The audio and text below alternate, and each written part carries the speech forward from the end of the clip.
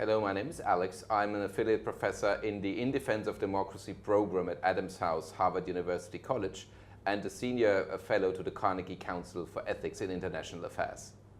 Hello, I'm Emily Lau, a member of the Democratic Party. I used to be in the Legislative Council of Hong Kong, which is our parliament, for 25 years. Now I have stepped down from the council, but I will never step down from the fight for democracy and human rights. Emily, you have been all your life being in the pro-democracy business, like in the pro-democracy party in Hong Kong, but also like working as a journalist. You may have been in favor of this sort of model, being like in favor of free media. What do you make out of this, of the current situation in the world where it seems to be that a liberal form of democracy is under threat? Well, I'm deeply worried because in the past, when we say we want people to help Hong Kong to fight for democracy and human rights, we look to the West, certain countries. And although I know many of the politicians are very duplicitous, but I still say to you, I'm not coming to ask you because you help me, which may be the case, but I'm asking you to do what your people believe in. Champion of democracy and human rights, America. But now it seems some elected politicians no longer believe in these things, and some elected governments are actually turning their backs on democracy, human rights, and become, America first, Hungary first, or whatever. It is very worrying. And then we see the refugee crisis, and people are saying, oh, well, we have compassion fatigue. So is that like that you observe I'd say like the return of an ethnic, a race-driven narrative into politics? Is that what you say that we observe these days? Well, I think there are people in many countries who are genuinely unhappy about their own situation, and they blame the politicians or the political parties in charge who are not doing things to address their problem, even with Donald Trump. I mean, there are some, white or, workers, Americans who are unhappy or even feel insecure. So they blame the people, whether it's Barack Obama or others, for not doing, a good job. And I can understand that. And so it's a very big challenge to political parties who want to seize power, even in Germany. Look at Angela Merkel. She was on the cover of The Economist not too long ago, huh? But there are so many Germans who are unhappy with her. And so it is a very big challenge for people who want to take power to how to, to come up with policies that would make many of your own nationals think you are looking after them.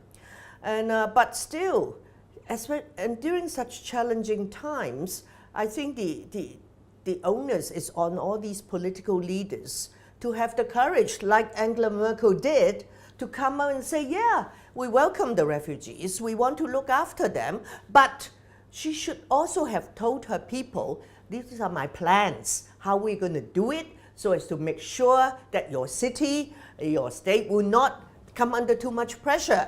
You mentioned, I mean, that's you have Germany where like the situation economically is rather stable. You have also like mentioned regions in the United States where people are in large numbers unemployed. So that's all again like a big array of countries with different problem sets. So what do you think there's anything they all have in common, or how can we explain this resurgence of this movement, an anti-democratic movement, if you will, all over the Western world?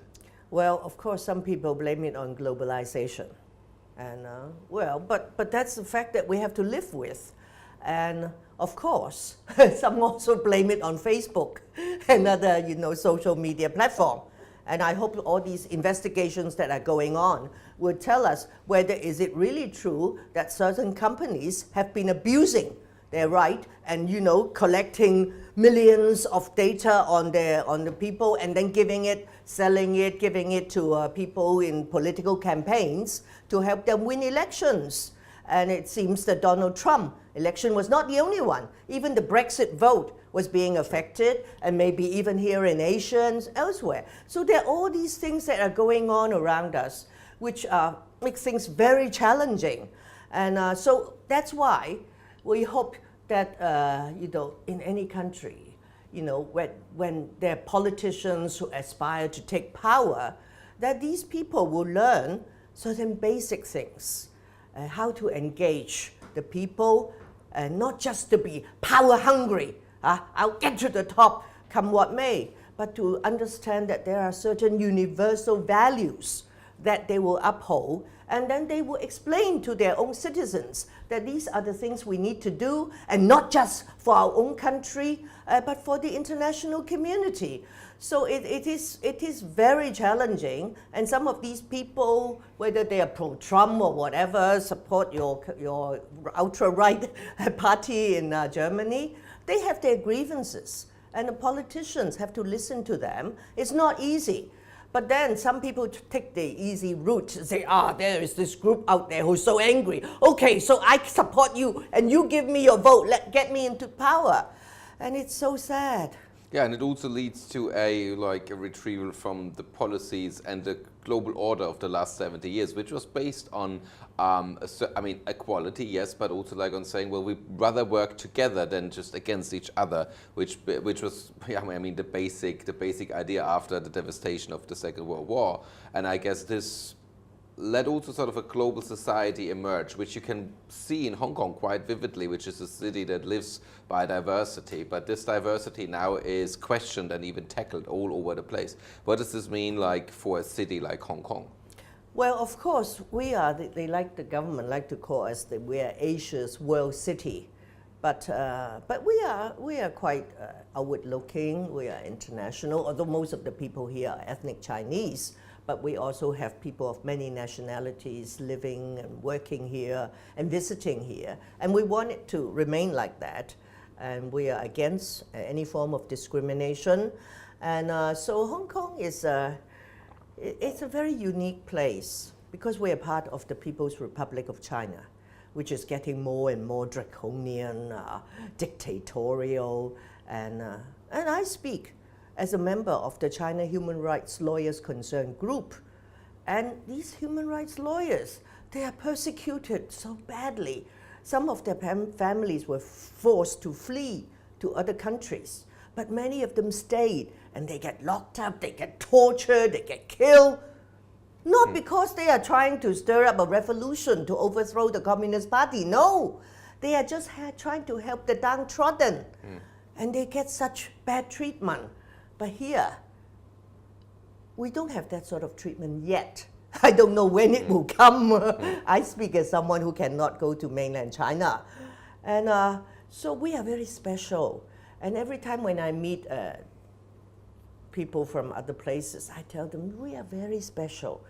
And the fact that if people help to preserve Hong Kong under one country, two systems, so that our free lifestyle can be preserved, it is not just good for us, but good for China and good for the rest of the world. And but that's getting very difficult. And the people, although you look out, wow, this is lovely Pretty, Hong Kong, but the people are very anxious. Many want to leave, particularly the young, but they don't have money to emigrate.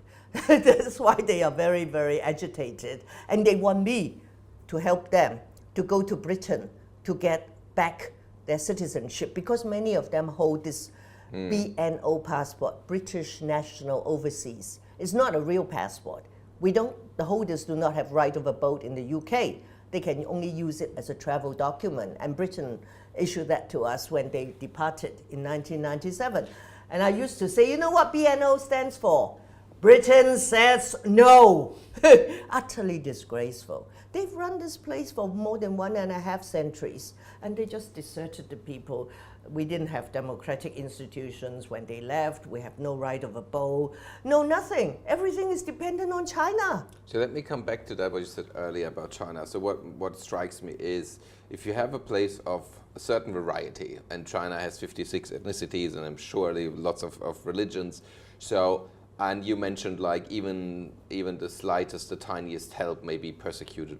Okay, so it just came back from Singapore, which also is not a democracy. However, Singapore managed to somehow manage the religious diversity, which also comes with a certain ethnic diversity. Let's say Europeans are Christians and Turks are Muslims. So you grant a certain autonomy, even if you will, within those communities, if you allow them to be, let's say, exercise their religion freely. So, and that keeps the society together. I wonder how China, a country with 4.4 billion people, how the central government tries to keep the country together if it's not allowing some sort of freedom, be it religious or others.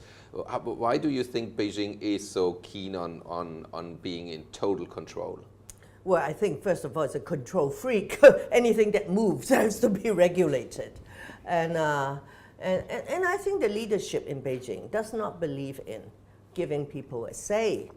But of course, the economy has picked up quite a bit. And that's one thing that China did that many of us thought was good, making so many people getting rich and leaving poverty behind. But you talk about religion, and that's a big issue because the Vatican is going to sign an agreement with Beijing very soon. And that, of course, may result in the breaking up of diplomatic relations with Taiwan, which of course is something that Taiwan is very concerned about. And also, even now, from what I've heard, they haven't signed the agreement, but all the underground churches, because there were many, and Beijing, of course, did not recognize those bishops. But now, I'm told, they all have to stop operating. So they have to move from underground to the surface and to be regulated by the state. And actually, how can you have freedom of religion?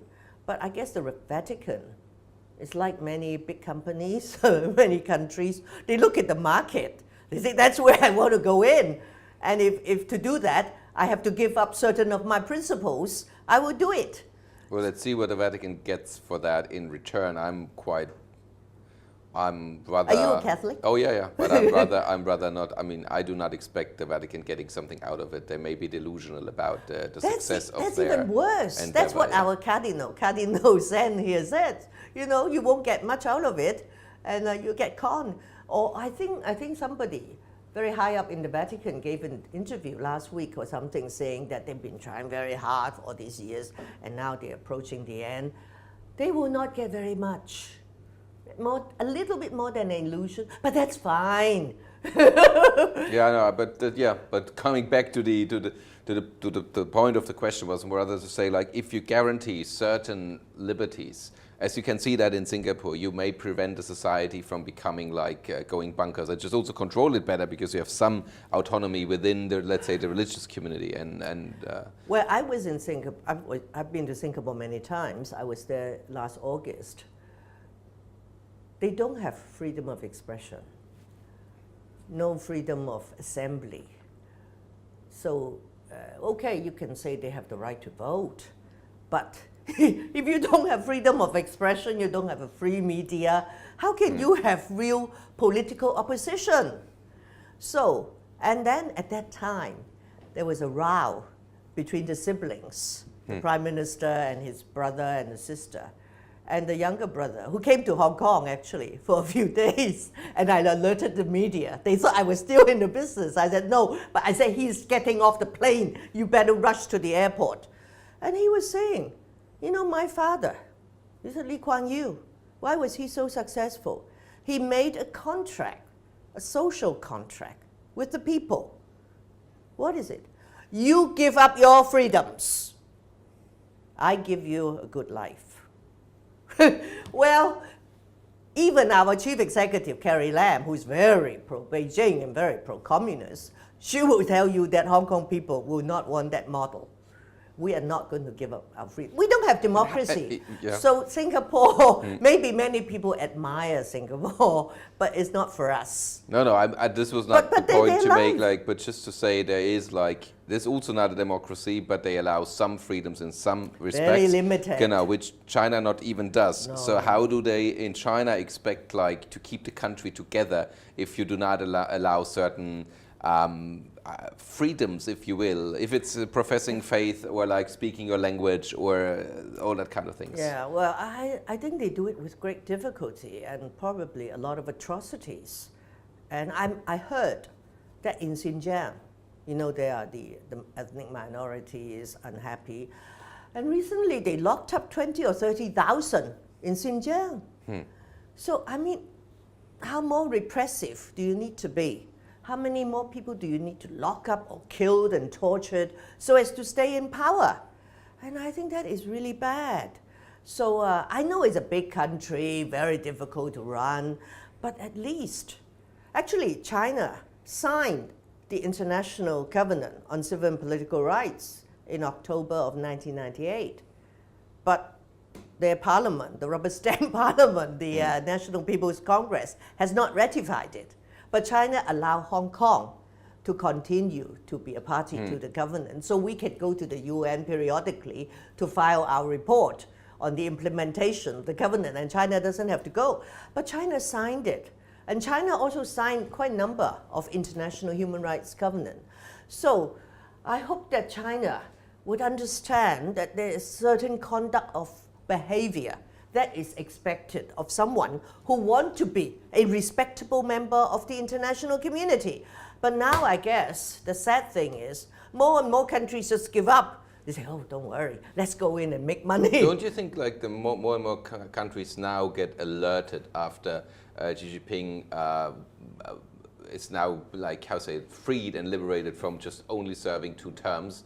Is that not something that China observers, even the keenest, will say, oh, now this country goes downhill? I don't think there are too many very critical remarks.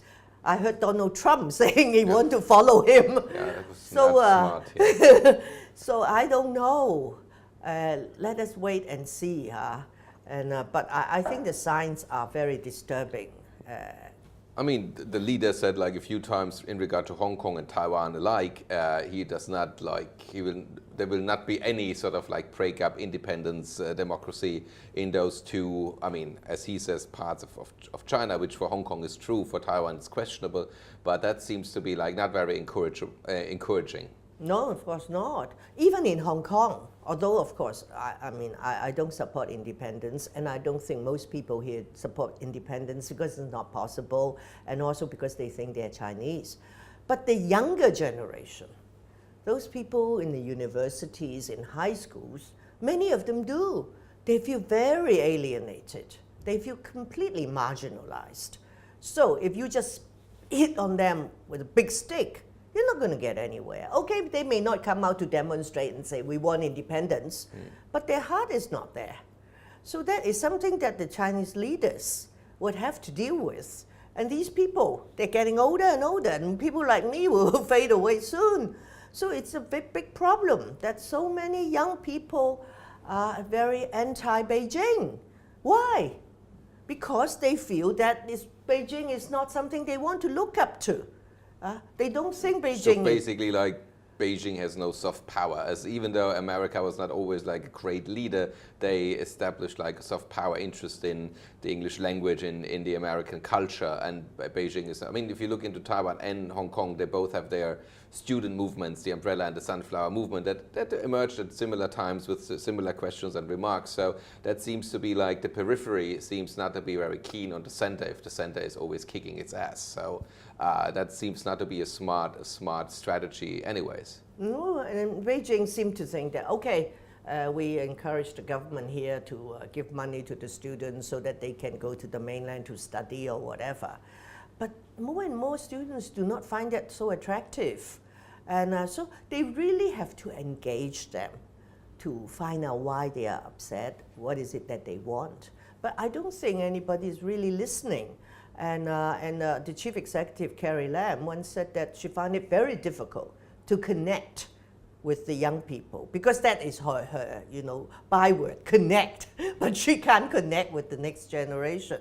And one of the youth commission that she appointed, they recently came out with a report. They talked to many, many young people. But in the report, no mention of this quest, this thirst for independence. So you just completely brush it underneath the carpet. But it is a problem. It's a very difficult problem. But you have to grapple with it.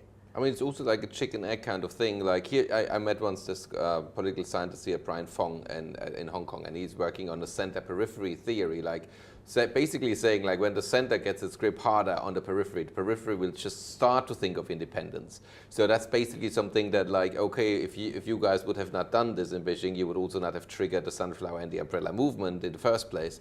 But that seems to be like, that's too late now to mourn about. So to round up our conversation here, what is the outlook for democracy in, or let's say the autonomy that Hong Kong is granted in the basic law and whatnot? So I mean, you have a legal framework that China, the People's Republic, every now and then said, well, maybe we are bound to it, maybe we are not. So what can be done within this framework, and what happens when the 40 years period is over? What's going to be the next deal for Hong Kong?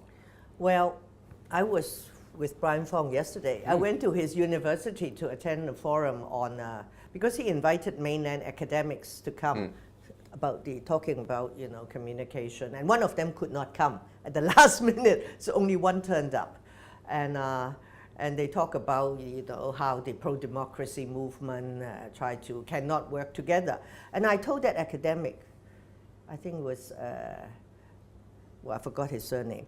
I said, next time you do better research. We did try to work together quite well when I was in LegCo. We've got the 8-party coalition, not just pro-democracy, also working with pro-Beijing parties. And we got many issues, we got reached consensus, and the government, accepted it. So, but why did it disappear? Because of Beijing. Beijing didn't want us to work together. Beijing wanted us to be in disarray. They followed the British, divide and rule. And if Beijing has that sort of very hostile attitude, and as I told you earlier, more and more people here feel very pessimistic and very concerned. And they know, of course, they can't fight against Beijing. So for those who can, they will get out. And for those who cannot, well, you never know. If you push people too hard, they will fight back. Like what Putin said in his recent interview on television before the election. He said he cornered a rat. And then you corner the rat will fight back and jump at you. So I hope that Beijing will listen, because actually what we want is for one country, two systems to work. We're not trying to overthrow it, but the success of one country, two systems mainly depends on Beijing's willingness to exercise maximum self-restraint. They can do a lot of things. They can cut off our water supply. They can, the People's Liberation Army is here already. They can come and arrest Emily Lau, Albert Ho, and all the others. They can do many things, and people may scream, but that will not matter. But for one country, two systems to succeed, and for this city to continue to be a vibrant, prosperous city, it's good for China's reputation. And I think it's good for the international community to see that this giant, this dictator, can exercise restraint and allow people to transact freely. But I tell you, we're pessimistic, and we don't think the government here is going to defend our rights. The government here is just taking orders from Beijing, and I don't know when the orders will come. Oh, well, go up and round up all these troublemakers. Oh, wow. So that's like, unfortunately, a bleak note on which we end this conversation. But thank you very much, Emily, for sharing these insights today with me. Thank you. Thank you. Thank you. Awesome. Thank you very much.